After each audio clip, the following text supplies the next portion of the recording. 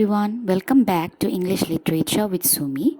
So today in this video we are going to discuss about the remaining part of the romantic age of English literature.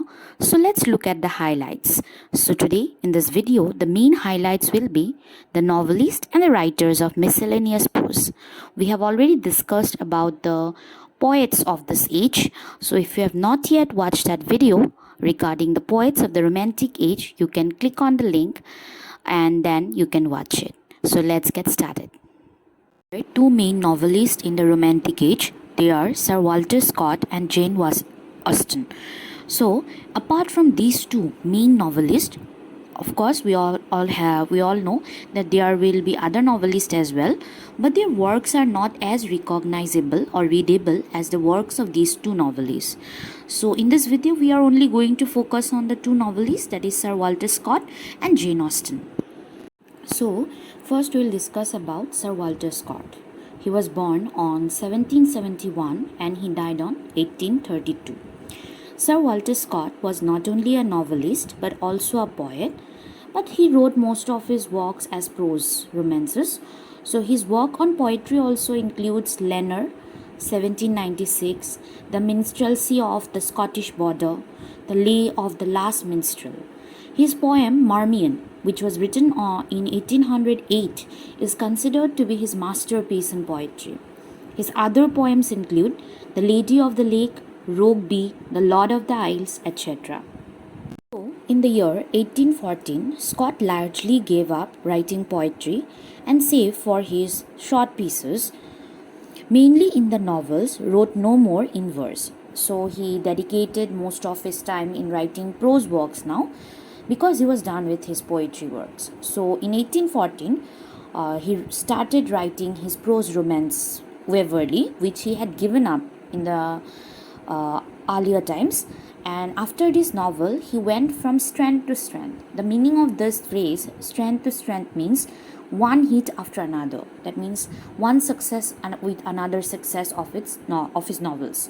So his notable novels are Guy Mannering, The Antiquary, The Black Dwarf, Old Mortality, etc. So now let's discuss about the features of his novels. Firstly is rapidity of production. Now what is meant by rapidity of production is that Scott's great success as a novelist led to some positive evils. Now what are positive evils? Positive evils are certain positive aspects of his novels which are also considered to be evil. The greatest of which was a too great haste in the composition of his stories. This in simple terms means that Walter Scott, he was very fast in composition of his novels, and that is why it is considered to be a positive evil.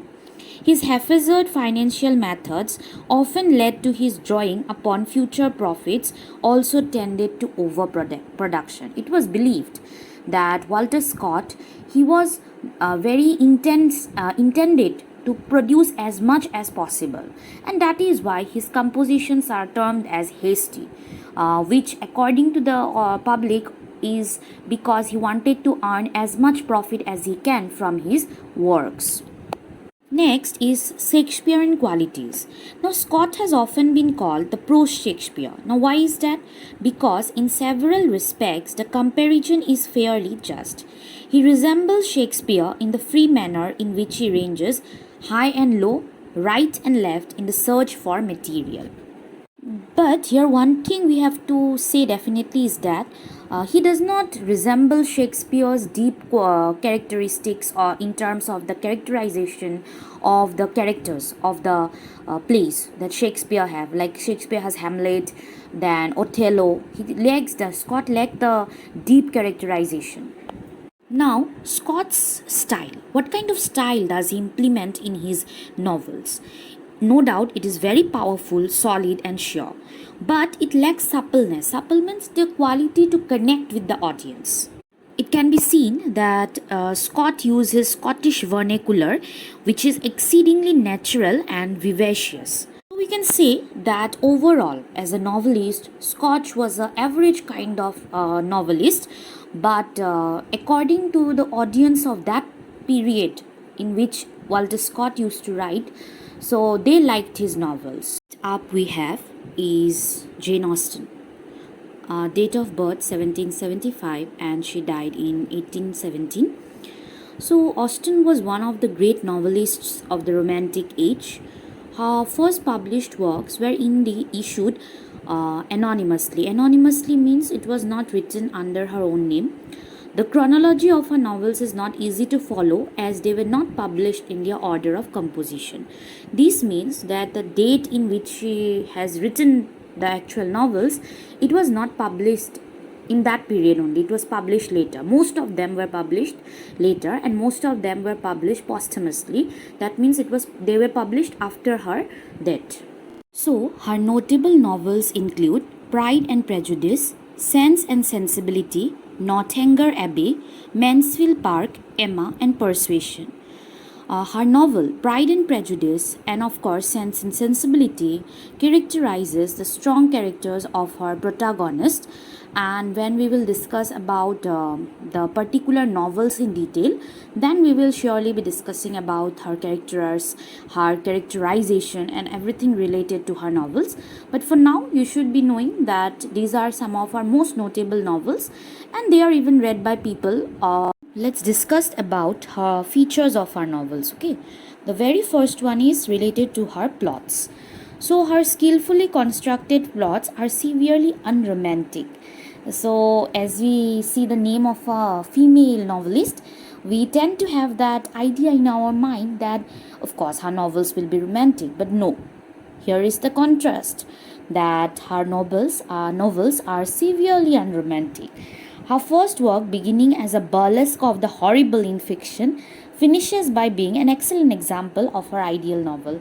So when she has written her very first novel, it was thought that that would be a very bad novel, but eventually it turned out to be one of her best novels.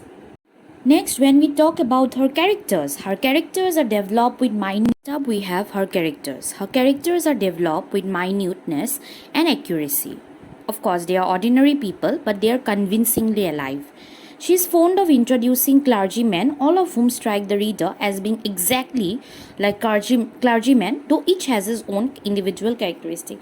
So, one of the most common elements that we can find in each of Jane Austen's novel is the work of clergymen and the way they used to walk, the way they used to talk, their gestures, their style of talking to the female class of that period is well noted in most of our novels. Now let us discuss about the prose writers of the period.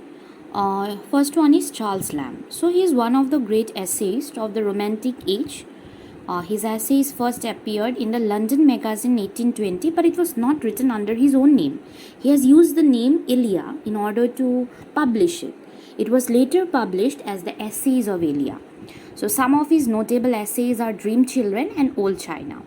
Now his style of writing essays demonstrate Montaigne and Cowley's eloquent style. Next we have is William Hazlitt. So he is also considered as one of the representative writers of literary criticism. Now when we will discuss about literary criticism and who are the writers who have written in that period, we will be discussing more about William Hazlitt. But for now, you should know that his works include characters of Shakespeare's plays, the English poets, the English comic writers, etc. So his writing style is of course brief. Abrupt sentences have the vigor and directness which his viewers liked and demanded. So when you read about Dream Children and when you read about the English comic writers and his poets, English poets, you will be finding his style relatable and there are abrupt sentences written. So the style of Charles Lamb is very much different from that of William Hazlitt. For your own sake, you can just read two of their essays, short essays, and then you can compare it. But for your own sake, if you don't want it, but for now, you should only be focusing on what kind of writers they are and what is their writing style. So that was all about the remaining part of the Romantic Age. Part 1, we have already discussed about the other things related to the age. So this was about the part 2, the prose writers and the novelists and the writers of miscellaneous prose.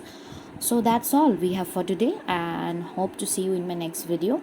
So till then, Do like, comment, and subscribe to the channel. And those who are new to the channel, don't forget to check the earlier videos also. I have dedicated playlist to everything: English literature, then language, English language.